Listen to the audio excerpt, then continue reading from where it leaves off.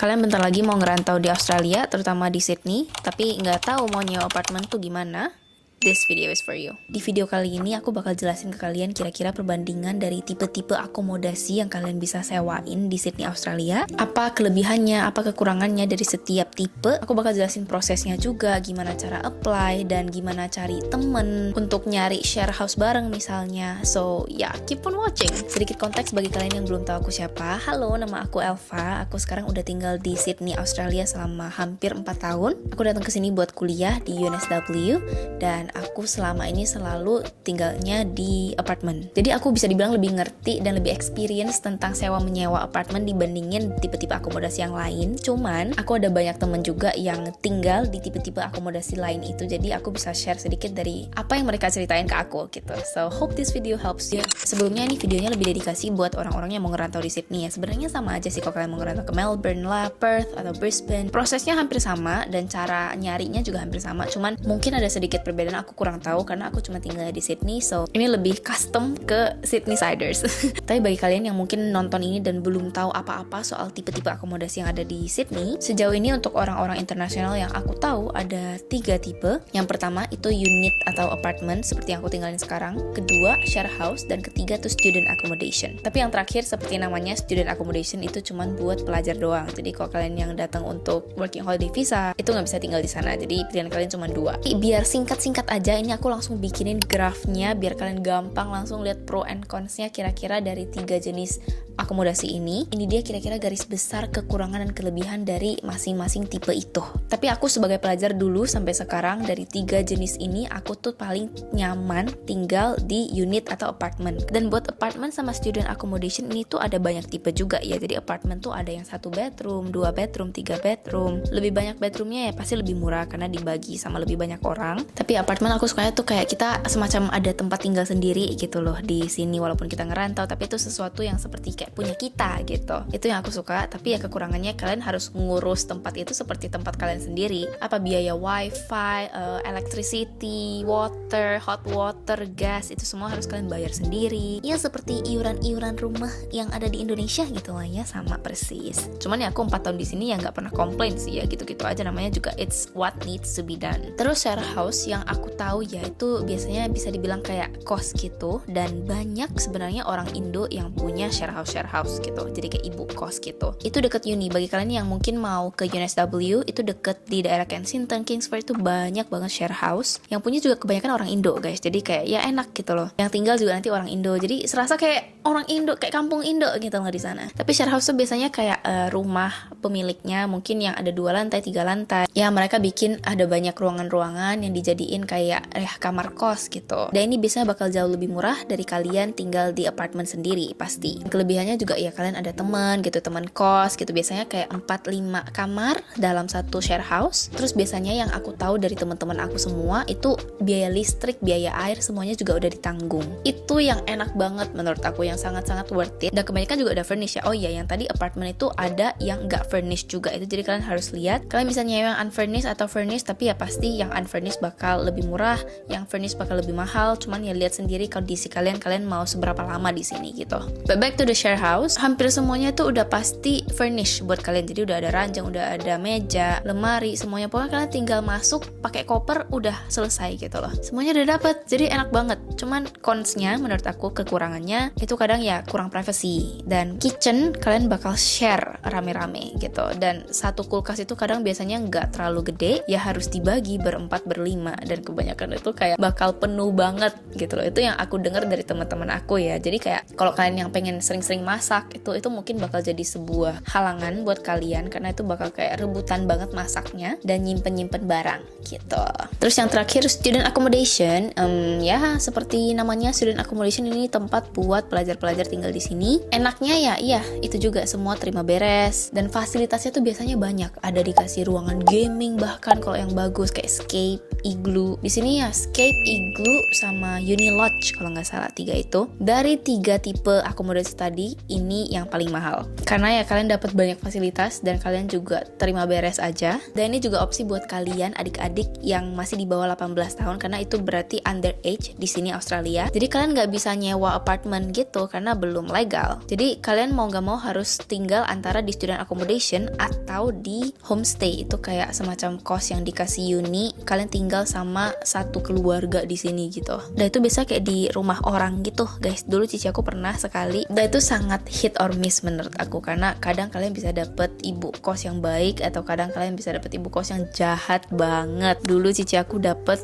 yang jahat. Jadi menurut aku nggak terlalu rekomend sih. Mending kalian ya udahlah nyari student accommodation aja atau enggak ya udah gap year aja udah mendingan. Tunggu sampai 18 tahun baru dateng. Kayak lebih gampang kayak gitu kalau mau beneran hemat uang ya. Tapi itu dia tipe-tipe akomodasi yang ada di Sydney. Sekarang kita lanjut ke section berikutnya yaitu platform di mana kalian bisa nyari tempat-tempat ini semua. Oke? Untuk apartment yang kalian nyewa sendiri itu kalian bisa nyari di website real estate atau enggak domain. Itu dua yang paling terpercaya di sini. Selama aku di sini aku selalu pakai dua itu aja dan di sana kalian langsung nyari aja tuh kalian mau di lokasi mana, yang berapa bedroom, yang furnished atau unfurnished itu semuanya udah gampang lah lihatnya langsung cari-cari ya. Kalau share house itu kebanyakan di grup-grup Facebook karena di sini tuh banyak banget orang Indo, apalagi kok kalian mau tinggal yang di sama orang Indo gitu ya. Join aja community The Rocks atau enggak kalau kalian UNSW students cari the UNSW community di WhatsApp itu jadi ada sering diumumin ada tempat-tempat baru, misalnya ada yang kosong. Pokoknya banyak banget, gampang banget cari di sana. Itu selalu aktif grupnya. Terus kalau misalnya kalian datang sendiri nih, nggak ada kerabat, nggak ada teman apa-apa, nggak ada kenalan, tapi kalian pengen tinggal di apartemen, tapi nggak mau yang one bedroom, tapi two bedroom atau three bedroom. Jadi kalian mau nyari flatmates. Itu kalian bisa nyari dari community tadi yang aku bilang, jadi sesama orang Indo gitu. Atau kalian bisa nyari dari website namanya Flatmates. Jadi itu tempat khusus buat nyari housemate buat kalian. Dan ya hit or miss juga lah, kadang kalian bisa dapet orang baik, kadang juga ada orang yang agak aneh. Jadi itu agak hati-hati sih, aku agak kurang rekomen ya kalau kalian beneran mau yang aman banget. Ya kalau bisa sih aku rekomen nyari kenalan sih, lebih bagus ya kalau ada kenalan tuh jauh-jauh lebih bagus as always. Cuman ya Flatmates juga salah satu website yang terpercaya untuk kalian nyari housemate gitu. Nah sekarang lanjut ke prosesnya, gimana sih cara apply-nya gitu loh, gimana cara kita mendapatkan sebuah unit kalau untuk apartment. Jadi salah satu alasan aku suka banget tinggal di sini itu tuh karena prosesnya tuh gampang banget guys, beneran simple banget. Ini buat yang apartemen ya, jadi kalian nyari aja di yang tadi real estate atau domain. Terus kalau ada unit yang kalian suka nih, interested nih, nah kalian lihat tuh di bawah, scroll ke bawah, kadang ada dibilang tanggal inspectionnya tuh kapan. Kalau nggak ada tanggal nanti bakal dibilang oh boleh request inspection. Nah itu di request, jadi kalian bisa lihat-lihat dulu tempatnya gitu loh, nggak langsung disewain, bisa lihat dulu, biasa ada open inspection. Nah begitu kalian datang ke inspection itu kalian lihat-lihat, biasanya ada agentnya di sana dan dia bakal kasih sebuah link atau sebuah dokumen file form untuk kalian isi kalau misalnya kalian interested sama unit itu. Ya udah itu form tinggal diisi aja, udah tinggal di apply aja, udah kelar guys. Kalian tinggal tunggu mereka mau accept kalian atau enggak gitu.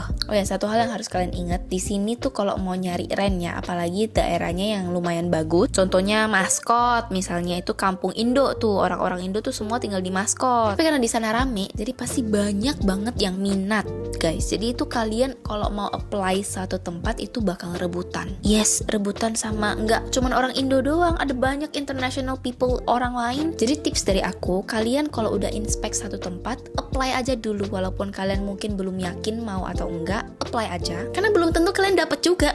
Nah, abis itu nanti isi-isi bakal disuruh kayak taruh dokumen lah, dan juga pasti bakal ditanyain tentang keuangan kalian. Jadi mereka bakal nyari-nyari cara kayak nanya-nanya, apakah kalian sanggup membiayai hidup kalian sendiri untuk ngeren unit itu, gitulah basically. Dan aku rasa penting banget kita tunjukin ke mereka, ke agent-agent itu, kalau nominal dari bank kita tuh ada banyak nolnya. Jadi kalau kalian yang nggak yakin, itu cukup untuk meyakinkan mereka kalau kalian itu tenan yang cocok untuk mereka ya. Kalian bisa nyediain source of income lebih ke mereka, mungkin dari keluarga kalian. Kalian bilang aja mungkin buat yang kuliah, kalau kalian bakal dapat allowance dari your parents, jadi your whole expenses will be covered by invite them. Itu sih tips dari aku untuk bisa lebih gampang di accept sama mereka. Habis itu bisa kalau kalian apply, bisa sekitaran 1 mingguan gitu, atau mungkin lebih lama tergantung mereka sampai kapan tutup inspectionnya. Mereka bakal kabarin kalau kalian di accept atau nggak di accept. Kalau udah di approve, udah di accept, yeay selamat gitu. Nah kalian bakal lanjut ke step berikutnya, bakal tanda tangan. Jadi tanda tangan kontrak segala macam seperti biasa lah ya, menyewa rumah, dan bakal bayar bond juga gitu. Udah deh gitu aja. Itu nanti bakal dijelasin lebih detail juga sama mereka sendiri, karena different type of agent, ada different procedure juga semuanya. Pokoknya ikutin aja apa kata mereka gitu ya. Pokoknya kalau kalian nyari dari real estate atau domain itu harusnya semua agentnya aman gitu loh, nggak ada yang aneh-aneh. Udah gitu aja guys, gampang banget sebenarnya, nggak sesusah itu. Paling aku kasih ini ya, tips-tips tambahan kali ya. Lokasi mungkin kalau yang di Sydney terutama deket sama groceries, transportasi umum itu 2. Dan menurut aku transportasi yang paling oke di sini tuh train. Jadi kalau kalian bisa dapet tempat yang deket sama train station, sama ada grocery-nya antara Woolies, Coles, or Aldi, itu udah lokasi yang oke banget. Terus inspection menurut aku itu penting buat kalian yang mikir kayak udahlah nggak usah inspection, langsung aja kita nyewa, langsung apply. Bisa, cuman kalau kalian lihat dari foto doang itu kadang bisa menipu loh. Kayak bisa aja di real life itu nggak sebagus di foto gitu loh. Jadi tetap penting banget untuk kalian lihat inspection, karena pas kalian inspection kalian nggak cuma lihat kamarnya, unitnya doang, tapi kalian lihat gedungnya, lobbynya, daerah sekitar gedung itu ada apa. Ini gedungnya bener nggak, tua nggak, ada bocor-bocor nggak gitu. Liftnya juga udah ketuaan atau belum, itu semuanya penting banget. Terus bagian nerima paketnya atau enggak. Kalau ada concierge itu bagus banget, karena kalau ada concierge itu mereka bakal bantu nerima paket-paket kamu. Dan di sini paket itu susah banget buat diterima. Di sini tuh abang-abangnya pada nggak sabar, jadi begitu mereka bel sekali nggak ada yang nerima, udah mereka pergi entah kemana. Mereka tidak akan sabar teman-teman. Jadi kalau misalnya kalian dapat gedung yang ada concierge-nya itu udah bagus banget. Terus saran juga dari aku, kalau bisa jangan buru-buru. Kayak begitu kalian udah lihat satu unit kalian langsung oke, aku apply, aku langsung mau.